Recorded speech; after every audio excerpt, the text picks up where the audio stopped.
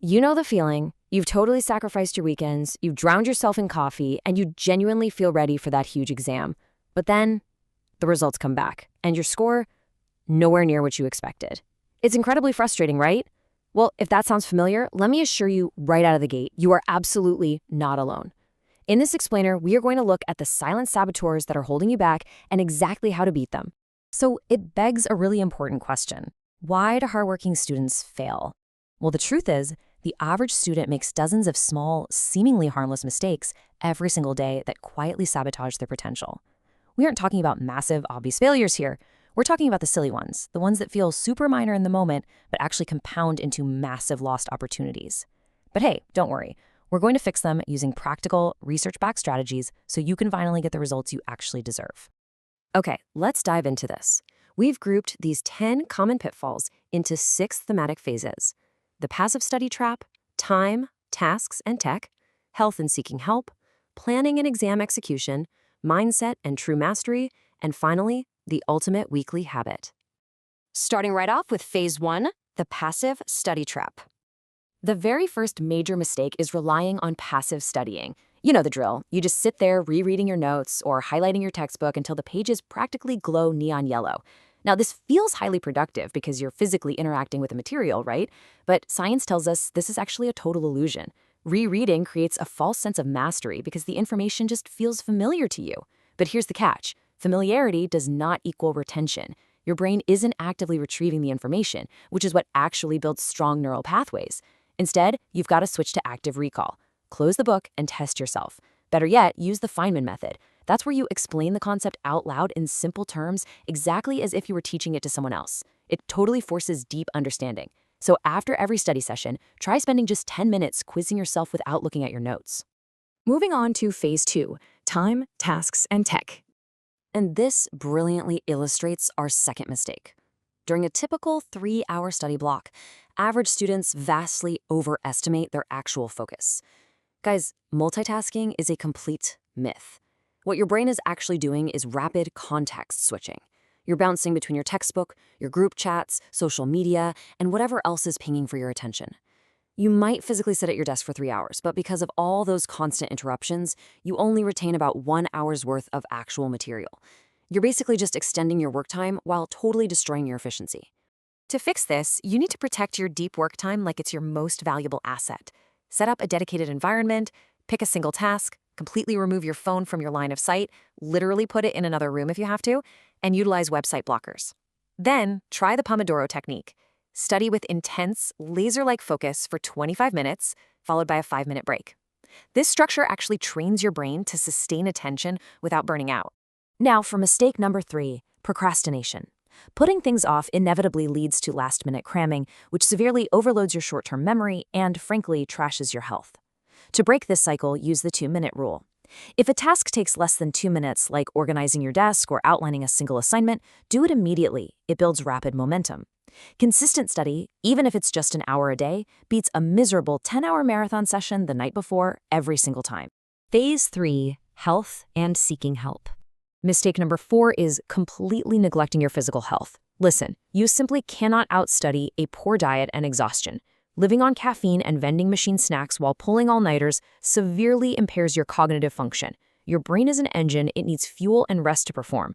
You absolutely have to prioritize 7 to 9 hours of sleep, start your day with a balanced breakfast of protein and complex carbs to boost your attention, and get in some short daily walks or exercise. Small habits here literally make a massive difference in your baseline focus. Mistake number 5 is letting pride, or that nagging fear of looking dumb, stop you from asking for help. Students so often struggle in silence, just assuming they'll figure it out later, which wastes enormous potential. Remember this quote right here: teachers and professors expect questions. It's part of learning. You've got to drop the ego, adopt a growth mindset, and ask for clarification early on. Do it in class, at office hours, or in a study group. Getting help early prevents tiny misunderstandings from snowballing into major, grade-tanking weaknesses. Phase 4, planning and exam execution. Mistake number 6 is ignoring the syllabus. Average students treat the syllabus like it's some optional terms and conditions page, which just leads to missed deadlines and last-minute panic. But a top student, they use it as a strategic map. Check this out.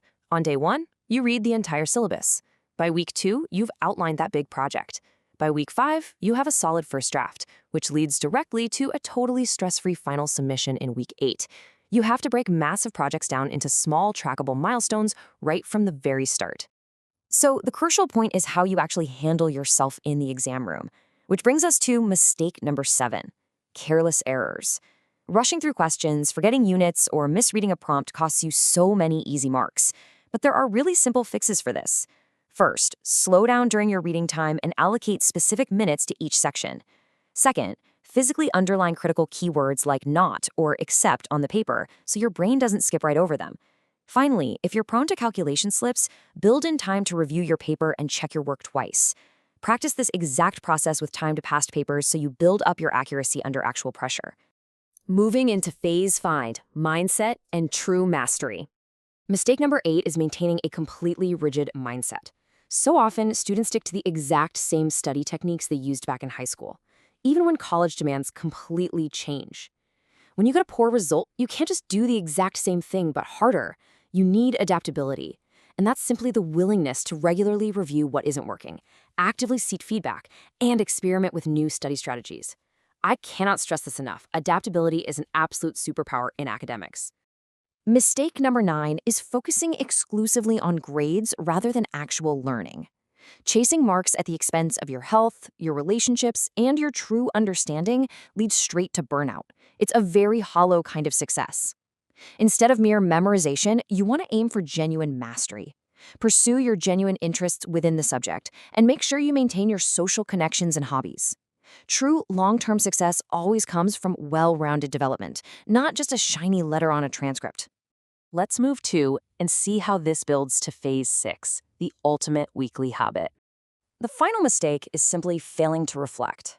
To combat this, I highly recommend dedicating just 20 minutes every single Sunday for a weekly review.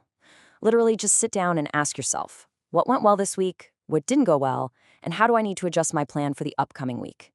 This single 20-minute habit accelerates your improvement faster than almost anything else we've talked about, because it ensures you're always course-correcting.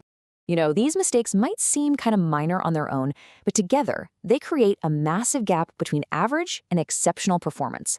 The great news is that through awareness and making consistent, small changes, every single one of them is entirely fixable. So I'll leave you with this final thought. Which silly mistake will you turn into a strength today? Don't wait until tomorrow to start making these changes. Pick just one strategy we discussed in this explainer, apply it to your very next study session, and watch how it transforms your results. Thanks so much for joining me, and happy studying.